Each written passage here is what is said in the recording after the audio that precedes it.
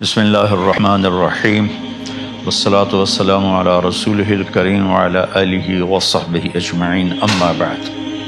میرے محترم بھائیوں، بہنوں، بچوں، بچیوں، عزیزوں، جاننے والے، نہ جاننے والے، السلام علیکم ورحمۃ اللہ وبرکاتہ۔ کچھ دنوں سے میں قرآن سے اللہ کی پسندیدہ ہستیاں کون ہیں، کہ اللہ کس کو پسند کرتا ہے، ولی دوست کو کہتے ہیں۔ تو اللہ کا دوست کون ہے؟ وہ یہ کوئی وراثتی چیز نہیں ہے کہ بڑے اولیاء اللہ تھے تو اب ان کا بیٹا بھی انہی جیسا ہوگا۔ ہمارے یہاں وراثت چلتی ہے کہ بڑے بزرگ کا بیٹا بھی بزرگ بن جاتا ہے، چاہے وہ کلین شیو ہو، وہ لوگ اس کے پاؤں چوم رہے ہوتے ہیں، جہالت ہے۔ تو آج میں تھوڑا سا سورہ بنی اسرائیل ہے، اس میں بھی سارے اخلاق بیان ہوئے۔ میرے بھائی بہنوں، ایمان لانے کے بعد انسان بنتا ہے، اور اس کے بعد اس کی قیمت، اس کا بڑا پن، اس کی وجاہت، اس کی شرافت وہ پیسوں سے نہیں ہوتی۔ پیسوں سے انسان مالدار تو ہو جاتا ہے، بڑا نہیں بنتا، بڑا نہیں بنتا۔ ہمارا علم غلط ہو گیا۔ بڑا بڑا بندہ جے بولدیاں 3 ملن 200 مربع، یہ نواب فلانا ہے، نواب فلانا ہے۔ میرے بھائیو، یہ بالکل غلط علم ہے۔ بڑا وہ ہے جسے اللہ پسند کرے، بڑا وہ ہے جو میرے نبی کی زندگی کے پیچھے چلے، بڑا وہ ہے جس سے اللہ تعالیٰ راضی ہو جائے۔ باقی سب چھوٹے چھوٹے ہیں۔ تو آج ایک تیسری جگہ سے میں کچھ باتیں قرآن سے عرض کروں گا، جن کا تعلق ہمارے ایمان سے بھی ہے، اخلاق سے بھی ہے۔ وہ ہے بسم اللہ الرحمن الرحیم، وَقَضَىٰ رَبُّكَ أَلَّا تَعْبُدُوا إِلَّا إِيَّاهُ بِالْوَالِدَيْنِ إِحْسَانًا إِمَّا يَبْلُغَنَّ عِندَكَ الْكِبَرَ أَحَدُهُمَا أَوْ كِلَاهُمَا فَلَا تَقُل لَّهُمَا أُفٍّ وَلَا تَنْهَرْهُمَا وَقُل لَّهُمَا قَوْلًا كَرِيمًا وَاخْفِضْ لَهُمَا جَنَاحَ الذُّلِّ مِنَ الرَّحْمَةِ وَقُل رَّبِّ ارْحَمْهُمَا كَمَا رَبَّيَانِي صَغِيرًا۔ یہ بہت بڑا مضمون ہے۔ اللہ نے قرآن بھر دیا والدین کے خدمت کے لیے، والدین کی اطاعت کے لیے، والدین کی ماننے کے لیے۔ پہلا جملہ ہے اور تیرے رب نے فیصلہ کیا، ایک مطلب۔ دوسرا، اور تیرے رب نے حکم کیا کہ بندگی صرف اللہ کی ہے، بندگی صرف اللہ کی ہے۔ عبد اسے کہتے ہیں جو ہر بات پہ سر جھکا دے، عبد اسے کہتے ہیں جو ہر بات پہ بچھ جائے، اس کو عبد کہتے ہیں۔ تو اللہ کہہ رہا ہے میرے بندو، میرا ایک فیصلہ ہے اور میرا ایک حکم ہے، میرے سوا نہ تمہارا ہاتھ کسی کے آگے پھیلے، نہ تمہاری گردن کسی کے آگے جھکے۔ ایک دوسرے سے مدد لینا، اس کو ایک دوسرے کی تعاونوں میں آ جاتا۔ تعاونوا علی البر والتقوی، ایک دوسرے کا ساتھ دو، ایک دوسرے کی مدد کرو۔ میرے نبی قرضہ اٹھاتے تھے۔ میرے نبی جب انتقال ہوا تو آپ کی زرہ 9 وسق پر، وسق 5 من کا ہوتا ہے، تو وہ جو کے بدلے آپ نے زرہ رکھوائی تھی کہ جب میں تمہیں ادا کروں گا زرہ لے لوں گا، اور آپ کا انتقال ہو گیا، آپ زرہ اپنی واپس نہیں لے سکے۔ وہ چیزیں جن کا تعلق صرف اللہ کی ذات سے ہے اور کوئی نہیں کر سکتا، اس میں صرف اللہ کے آگے ہاتھ پھیلا۔ جیسے ہم کہتے ہیں مدد، نصرت، اللہ کہتا میں ہوں۔ الا ان نصر اللہ قریب، سنو میری مدد تمہارے قریب ہے۔ تو اللہ تعبدوا الا ایاہ، بس ایک چھوٹا سا جملہ اللہ نے یہاں کیا، چونکہ یہاں اللہ نے والدین اور اخلاق بتانے تھے تو اپنے لیے صرف ایک جملہ بولا، باقی باتیں بھی اللہ کے لیے ہیں، لیکن اللہ نے میری بندگی، اس بندگی سے مراد 5 وقت کی نماز نہیں ہے، حج، روزہ، زکوٰۃ نہیں ہے اس کی مراد، یہ ساری باتیں داخل ہیں، اور اس کے ساتھ 24 گھنٹے کی زندگی اللہ کی مرضی پر گزارو، نفع آئے تو شکر ادا کرو، نقصان ہو تو صبر کرو، برداشت کرو، پھر بھی شکر ادا کرو، کہ میرا رب یہ کہہ رہا ہے کہ میں نے صرف اللہ سے تعلق جوڑنا ہے۔ اللہ کے نبی نے اپنے چچا زاد بھائی عبداللہ بن عباس سے فرمایا کہ یا غلام، اے نوجوان، اسی کا بکلمات فاحفظہ، میں تمہیں چند باتوں کی وصیت کرتا ہوں، کیا؟ احفظ اللہ، احفظ اللہ یحفظک اللہ، یحفظک اللہ، اللہ کے اوامر کی حفاظت کر، اللہ تیری حفاظت کرے گا۔ احفظ اللہ تجدہ تجاہک، تو اللہ کے اوامر، اسلام، حلال حرام کی پہچان کر کے زندگی گزار تو اللہ کو ہر وقت تو اپنی مدد کے لیے تیار پائے گا۔ اور لمبی حدیث ہے، بنا عشاء کی نماز کا وقت ہو رہا ہے، اس میں وہ جملہ جو اس میرے مضمون سے متعلق ہے، وَإِذَا سَأَلْتَ فَاسْأَلِ اللَّهِ، جب بھی مانگو اللہ سے مانگو، جب بھی مانگو اللہ سے مانگو، اللہ کے سوا کوئی دینے والا نہیں ہے، صرف اللہ ہے دینے کے لیے۔ وَإِذَا اسْتَعَنْتَ فَاسْتَعِنْ بِاللَّهِ، اور جب مدد کے لیے ہاتھ اٹھاؤ تو صرف اللہ کو پکارو، جب ضرورت حاجت کے لیے، مدد کے لیے ہاتھ اٹھاؤ تو اپنے اللہ کو پکارو۔ تو یہ حدیث کی بات بھی ہے اور یہ قرآن کی بات بھی ہے۔ اس کے بعد آگے اللہ کہتا ہے وَبِالْوَالِدَيْنِ إِحْسَانًا، اور اپنے والدین کے ساتھ احسان کرو۔ احسان کا کیا مطلب ہے؟ اللہ آگے اسی کی تشریح کر رہا ہے۔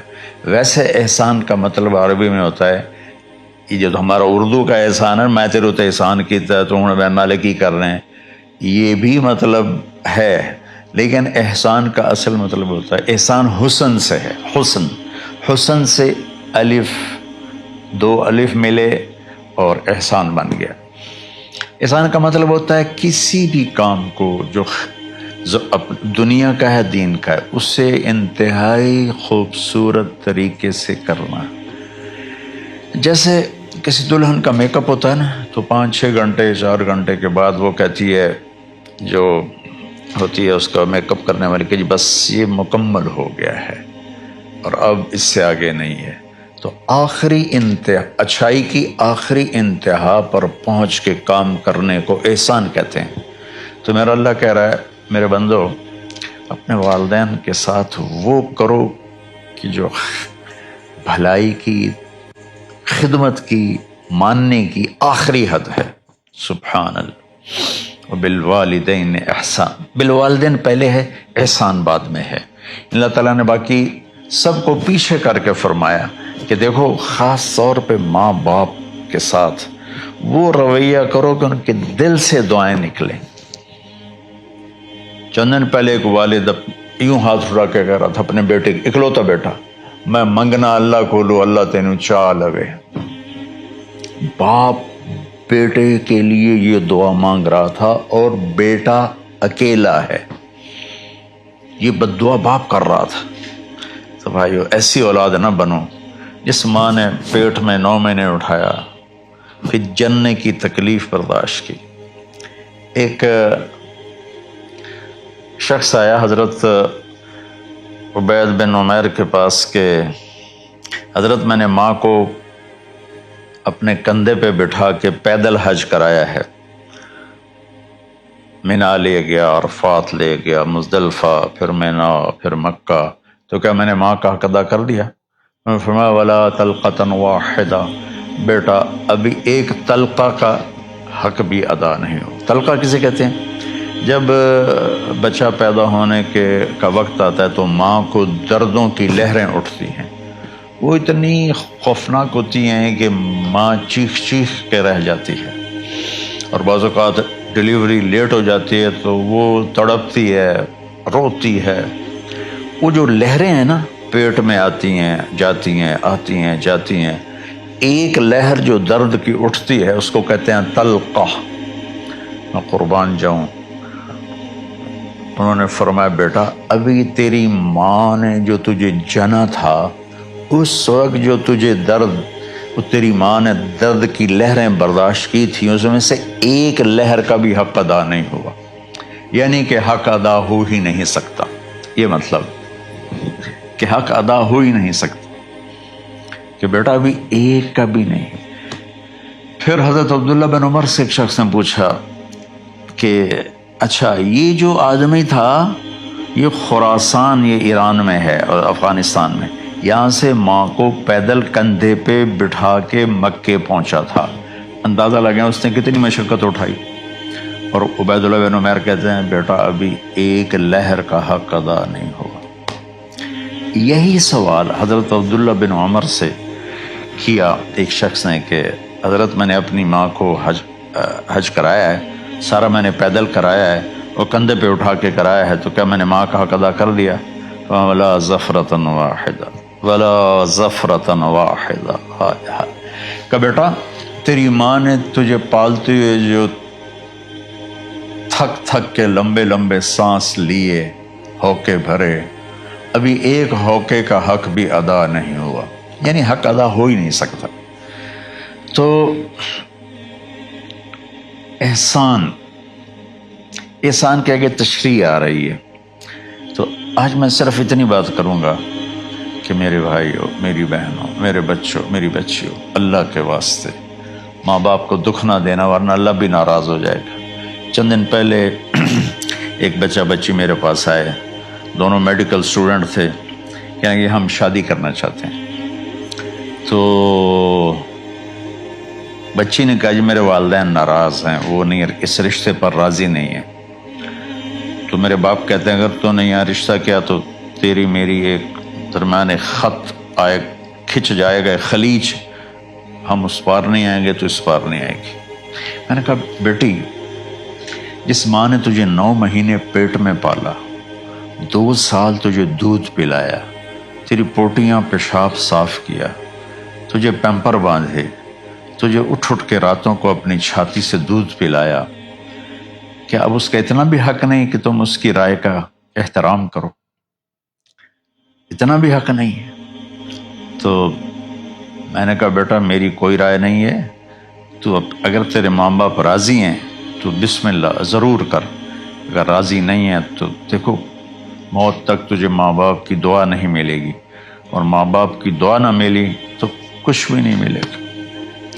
تو بھائیو دوستو، خاص طور پر آج کے کالج کے نوجوان بچے بچیاں یہ ماں باپ کے ساتھ بہت بدتمیزی کرتے ہیں، چونکہ اس میں والدین کا پہلا قصور ہے کہ انہوں نے ان کو دین نہیں سکھایا۔ بچپن میں انگلش میڈیم سکول، پھر او لیول، پھر اے لیول، تو انہیں کیا پتہ ماں کون ہے باپ کون ہے۔ ایک پرانی بات ہے، ایک شخص اپنے بیٹے کو لے کر آیا کہ یہ میرا بچہ ہے اور یہ فلاں جگہ شادی کرنا چاہتا ہے اور ہم میں سے کسی کی رائے نہیں ہے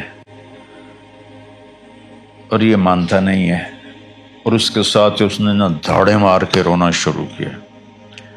تو میں نے بچے کو دیکھا تو یوں کر کے بیٹھا تھا، اس کا باپ رو رہا ہے، ہچ کیوں تو ایسے بیٹھا ہو۔ تو مجھے اچانک خیال آیا، میں نے کہا شیخ صاحب اس کو کہاں پڑھایا تھا؟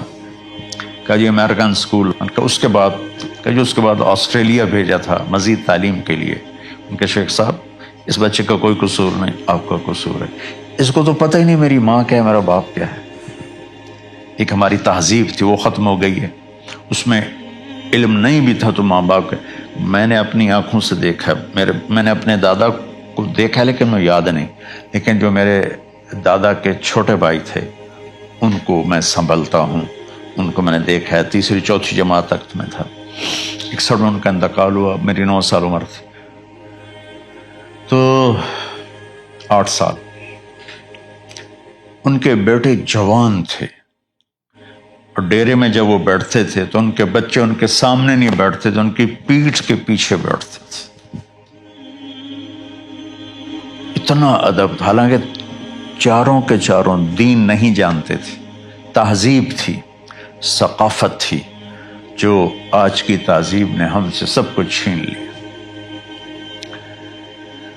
اب بھی آپ جاؤ بیٹا تھر پارکر میں گیا ہوں 2-3 دفعہ، اور وہاں مسلمان نہیں، ہندو عورتیں جب گاڑی گزرتی ہے تو گھونگھٹ کو نیچے کر لیتی ہیں، اپنا چہرے کو فوراً چھپا لیتی ہیں۔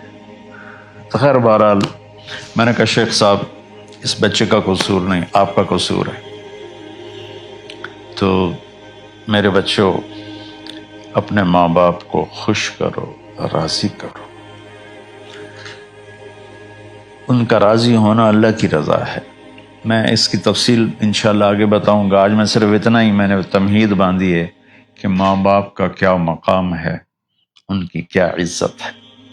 ایک شخص آیا، یا رسول اللہ میرا باپ میرے پوچھے بغیر میرا مال خرچ کر لیتا ہے۔ آپ نے کہا بلاؤ، چونکہ بچے کا ذاتی مال اگر ہو تو شرع کے لحاظ سے باپ پوچھ کے استعمال کرے، بغیر پوچھے استعمال نہ کرے۔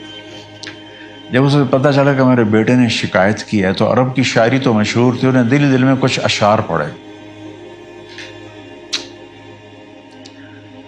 جو آیا تو جبریل پہلے آ گئے، یا رسول اللہ، اللہ تعالیٰ کہہ رہے ہیں آپ اس سے پوچھیں وہ شعر بتاؤ جو تیرے کانوں نے تو نہیں سنے، تیرے دل میں آئے تھے اور اللہ نے سن لیے۔ تو اللہ کے نبی نے فرمایا بھائی تیرا انشاءاللہ کیس سنتے ہیں، لیکن پہلے وہ شعر سناؤ جو تم نے تو نہیں کہے زبان سے پر اللہ نے سن لیے۔ تو پھر اس نے وہ اشعار پڑھے، اور اس کے آگے کیا ہوا یہ میں انشاءاللہ اگلے کلپ میں بتاؤں گا کہ باپ کا کیا مقام ہے، ماں کا کیا مقام ہے۔ السلام علیکم ورحمۃ اللہ۔